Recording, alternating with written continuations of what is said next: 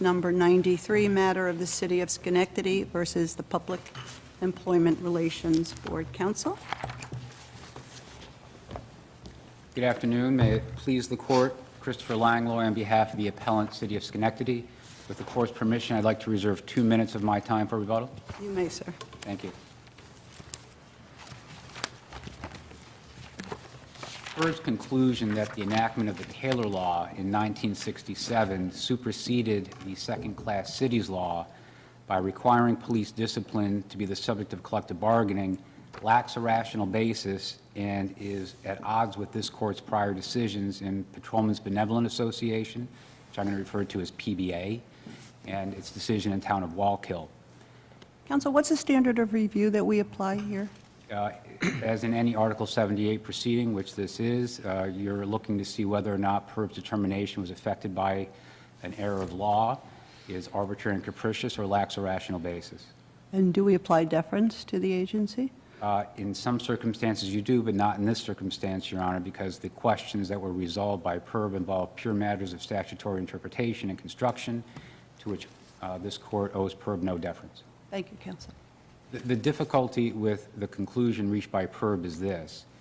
If, as PERB concluded, the enactment of the Taylor Law superseded the second-class cities law, then it should logically follow that the enactment of the Taylor Law also would have superseded the legislation previously considered by this Court in PBA and Town of Wallkill, that is, the New York City Charter Administrative Code, the Rockland County Police Act, and Town Law Section 155. Counsel? Yes, sir. It seems that the appellate division, and I think what's before us, is whether or not, given those cases you cite, Wallkill, PBA, this language that you find in the second-class cities law, that until such provision is superseded pursuant to whatever, or otherwise changed, repealed, or superseded pursuant to the law, changes the legal analysis of this Court's decisions. It does not, Your Honor. But then what does that language mean?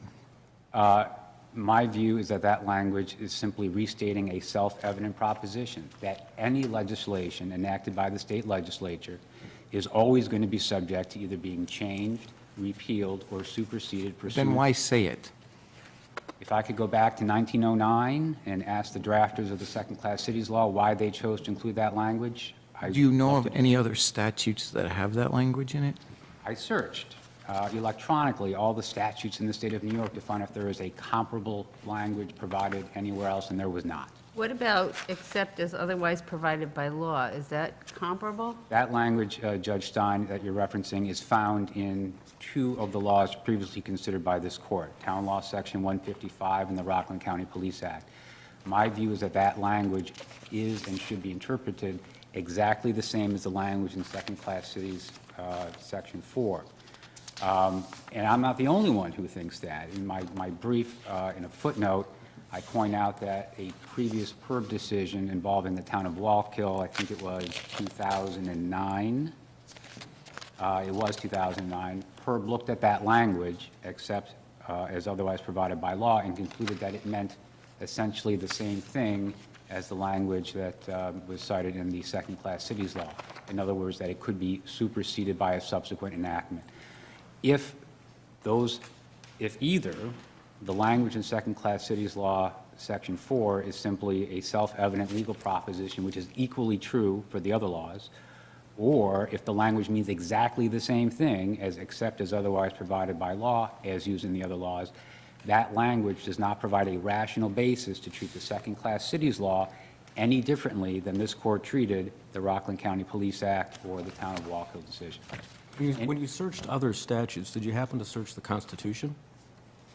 I do not believe I did. I Notice searched that Article 9, Section 3B of the Constitution has the exact same language? state or federal, Your Honor. State.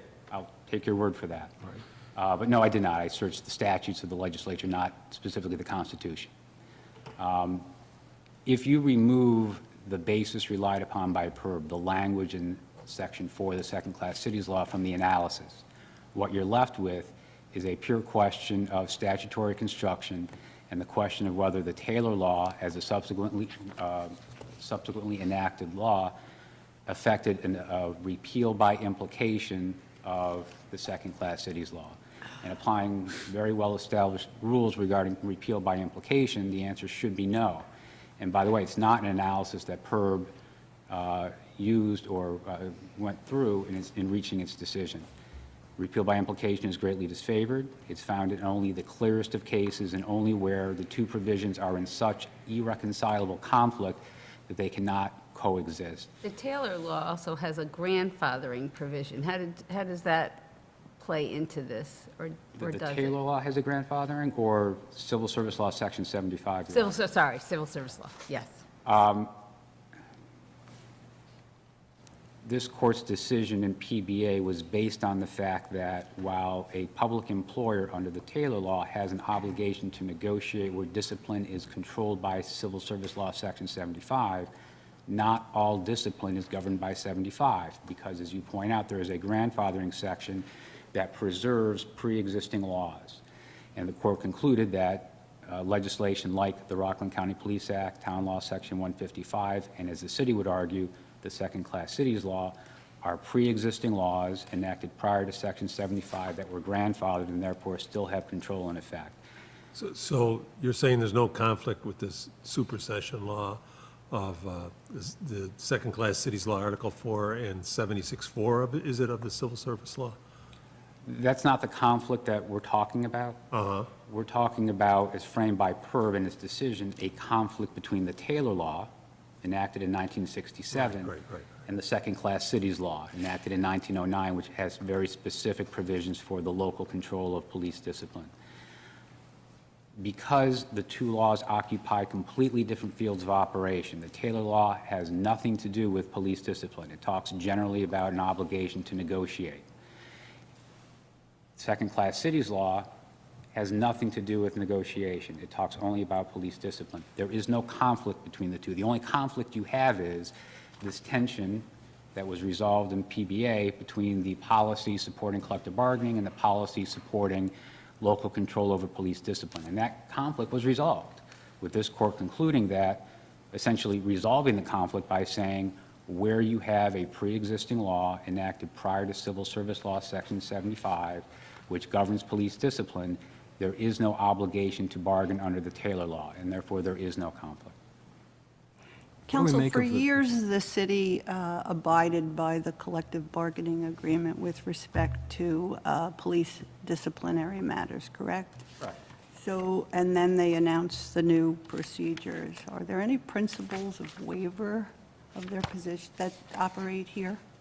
No, Your Honor. They waived their position? No? No, And why is that? and the city of Schenectady did nothing differently than Rockland County and the town of Wallkill had done in terms of entering the collective bargaining agreements based on a mistaken belief that they were under affirmative obligation to do so under the Taylor law, only to learn through this court's decision in PBA that those collective bargaining agreements are essentially void as far as police discipline is concerned, because not only is police discipline in these circumstances not a permissible subject of collective bargaining, the court ruled that it's a prohibited matter of bargaining. So the fact, Your Honor, that the city and the PBA entered into collective bargaining agreements, the fact that discipline was resolved through the provisions of the CBA up until the announcement, does not foreclose the city from reverting back to the second-class cities law. And how do you reconcile our affirmance of the third department's decision in the Auburn case with PBA and Wallkill?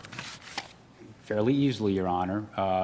Auburn established the principle, which was recognized again in your PBA decision, that court's decision, that where Section 75 of the Civil Service Law is the governing statute for police discipline, the Taylor law applies, and then a public employer has an obligation to negotiate regarding police discipline. PBA said that's true as far as that goes, and Auburn still remains true, but only where Section 75 controls. Where you have a pre-existing law enacted prior to Section 75, which is maintained pursuant to the grandfathering provisions set forth in Section 75, civil service law does not apply. The pre-existing statute controls discipline, and there is no obligation to engage in collective bargaining.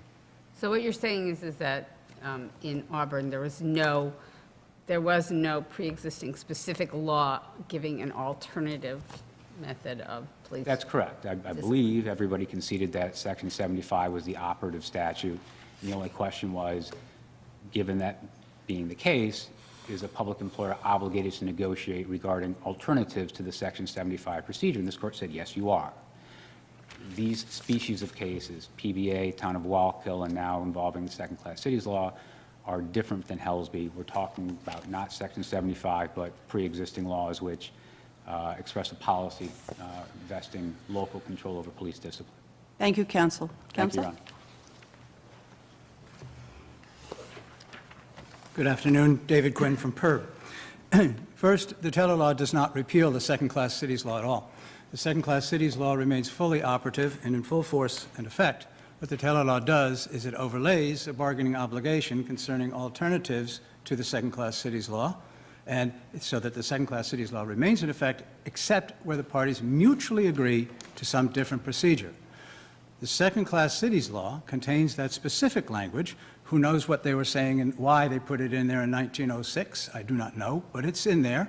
And it says that the provisions contained in the second-class cities law may be repealed, modified, or changed pursuant to law. But isn't that the question we're looking at now? Yes. Whether they have been, but to go back to a point Judge Stein just raised, doesn't the civil service law itself say it's not to be construed to repeal or modify pre-existing laws?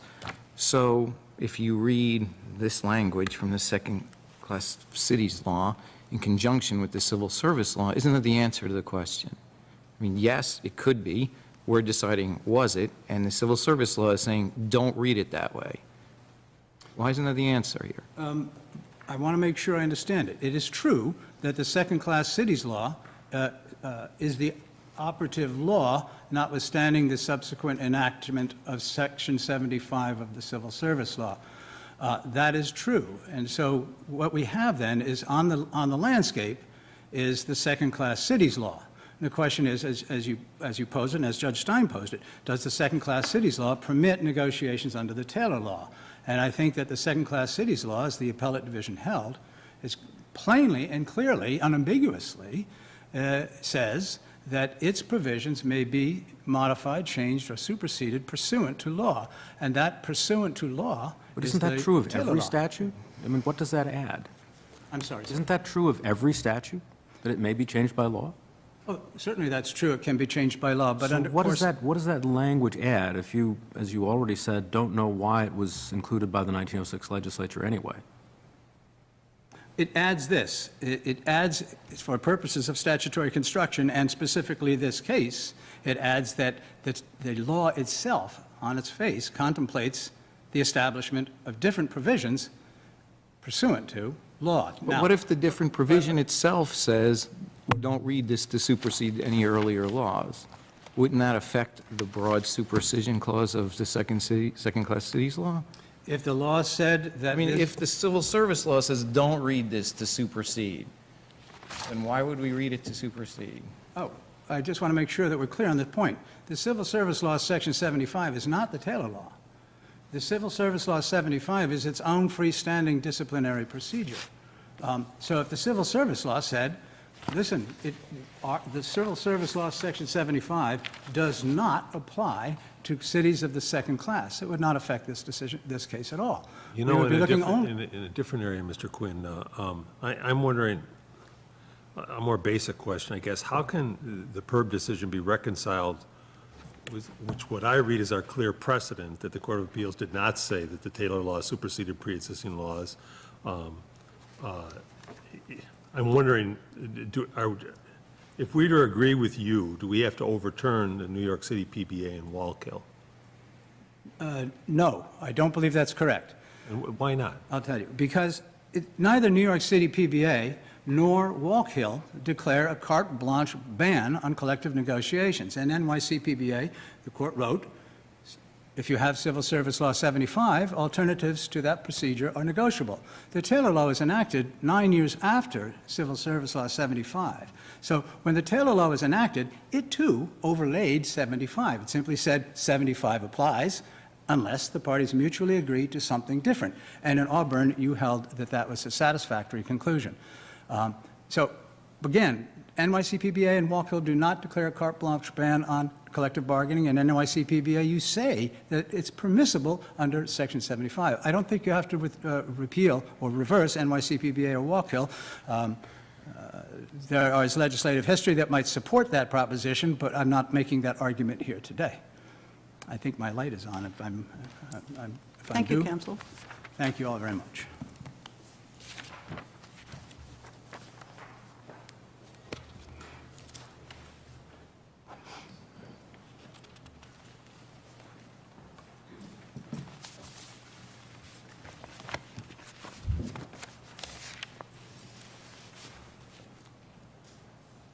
Good afternoon, Your Honors. May it please the Court, my name is Mike Ravalli, and I represent the Schenectady PBA. First, as far as overturning Walk Hill and New York City PBA, this is a different statutory scheme than the Court was faced in both Walk Hill and New York City PBA. The second-class cities law simply doesn't evidence a strong public policy of this state to render police discipline a prohibited subject of bargaining in a second-class city.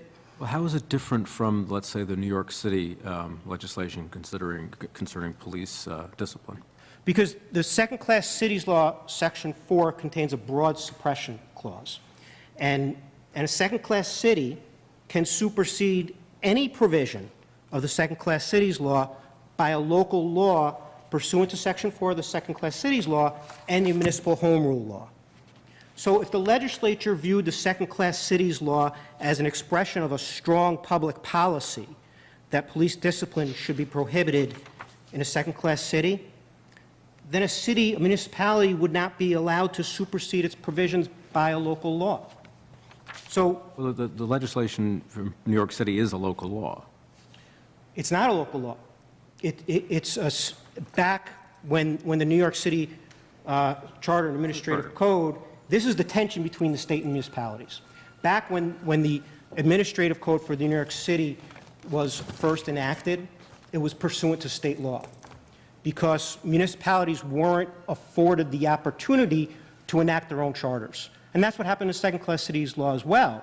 However, it was later in this tension between the state legislature and the local municipalities effectively resulted in a compromise. And that compromise is state legislature said, here's your charter in the second-class cities law, but you can change it pursuant to municipal home rule law. And that's different. So because that language isn't contained in the New York City Charter, I'm not so sure that they could amend that portion of their local law because it may violate, as this court held, a public policy of the state. But here, the state legislature specifically said, you can do it, municipality, and that's different. So they have discretion to do it. And because of that, it doesn't make sense for them to have the ability to change that by local law and yet say that they can't negotiate with the police union pursuant to the Taylor law. And that's an important distinction. It is a different statutory scheme.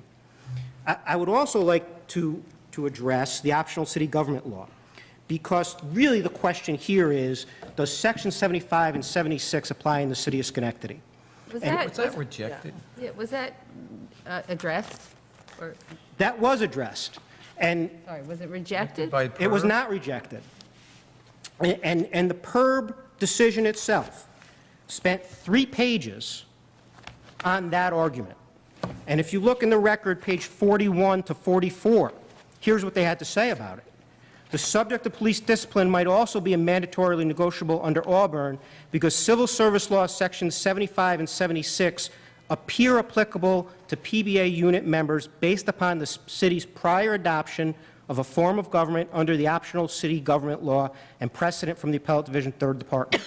That's at page 41. Then the PERB board goes on page 44 to say a final determination concerning whether Civil Service Law Sections 75 and 76 is applicable to the entire PBA unit will have to await judicial clarification of the relationship between the second-class cities law sections 137 and 138 and the optional city government law, section 46. So it didn't decide Well, applicability. It said it has to await interpretation, right? And it didn't make its own interpretation. I think it did interpret it except it recognized, as we started this off with, that a court is not going to give deference to PERB's interpretation of a statutory construction. So I would just say that in Section 135 of the second-class cities law, it specifically says that the civil service law shall apply except as otherwise provided herein, which allowed the police commissioner or public safety commissioner to discipline pursuant to the further provisions of the second-class cities law. When the optional city government law was enacted, it said pursuant to the civil service law, period. And it did not include that exception. So that's a distinction. It was all-encompassing. The civil service law applies to all changes in status, and it added the word removals. The optional city government law did. So clearly, the civil service law applies in the city of Schenectady, not the second-class cities law when it comes to police discipline, and therefore, under Wallkill, New York City PBA, it's mandatory subject to bargaining as they reaffirmed Auburn. Thank you, counsel. Counsel? Thank you. Just responding to points raised during respondents' arguments in reverse order, in responding to Judge Stein's comment and question about whether or not PERB actually made any decision about some of the alternative arguments that have been raised by the PBA, the answer is no, they did not. They did spend some time discussing the issue, but ultimately reached no conclusion. There was only one ground upon which PERB relied on reaching its determination. That's the ground that we've appealed, the conclusion that the enactment of the Taylor Law superseded the second-class cities law. That's the only issue, in my view, that's before this court for determination. And PERB conceded, acknowledged, and maybe is the better word, that that was the sole ground, and it decided none of these other issues in its briefing before the third department. And I believe I referenced that in my brief. Well, the last comment to your question about whether or not you could affirm PERB's determination in this case without overturning PBA in town of Wallkill. In my view, the answer is no. You have 4 statutes, second-class cities law and the 3 collectively considered in PBA in town of Wallkill, that are basically need to be treated the same way. Either they all stand or they all fall together. The only way that you could distinguish treating the second-class cities law differently than these other 3 is if you somehow found that there was meaning behind that language in second-class cities section 4 about otherwise changed, repealed, or superseded pursuant to law. I don't believe that that is a rational basis for this court to distinguish between the 2. So either we need to, the court needs to affirm essentially its prior holdings and reverse the PERB determination in this case, or affirm PERB and wipe out PBA in town of Wallkill. Unless the court has any other questions, thank you. Thank you, counsel.